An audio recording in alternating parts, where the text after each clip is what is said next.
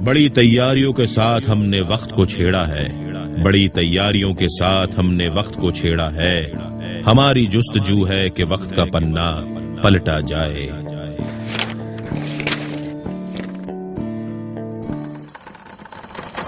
जब जब मेरी धरती पर अधर्म का जन्म हुआ है, तब तब इसे मिटाने के लिए धर्म का अभ्युदय भी हुआ है।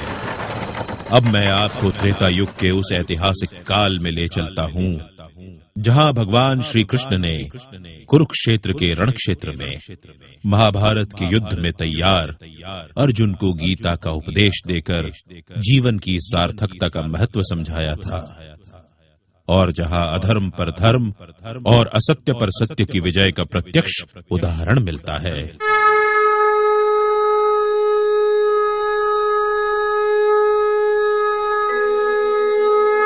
यदा यदा हि धर्मस्य ग्लानिर्भवति भारत अभ्युत्थानम धर्मस्य तदात्मानं सृजाम्यहम्। हे पार्थ, इस कर्म क्षेत्र में अपने बाहुबल से अन्याय अधर्म के साथ ही इन मानवीय अवगुणों को परास्त कर संपूर्ण मानव कल्याण के विकास के मार्ग का निर्माण कीजिए।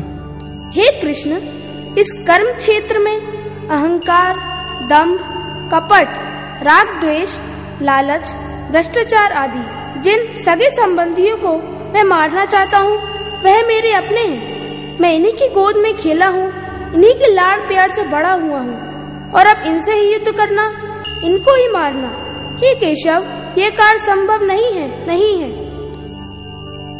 हे कुंती नंदन, आप क्यों व्यर्थ चिंता करते हो? किससे व्यर्थ डरते हो? हे अर्जुन, जिन भावों को, अवगुणों को आप अपना सगा मान रहे हो, वस्तुतः वही आपके विकास में, प्रगति में बाधक है।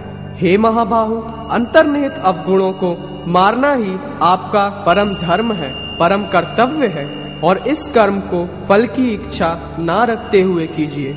कर्मण्यवाधिकारस्ते मां फलेषु कदाचन मां कर्मफल हेतुर्भूर्मः ते संगोस्त्व कर्मणि। हे कुंती नंदन, परिवर्तन संसार का नियम है। आप जिसे अपना मान रहे हो, वे ही आपके दुश्मन है। जिसे मृत्यु समझते हो, वही जीवन है। हे धनंजय, मेरा तेरा, छोटा बड़ा, अपना पराया मन से हटा दो। हे पार्थ, आप जो भी कर्म करते हो, वह मानव हित की भावना से, राष्ट्र कल्याण की भावना से कीजिए। ऐसा करने से आत्मग्लानि से मुक्त होकर परम आनंद का अनुभव करोगे।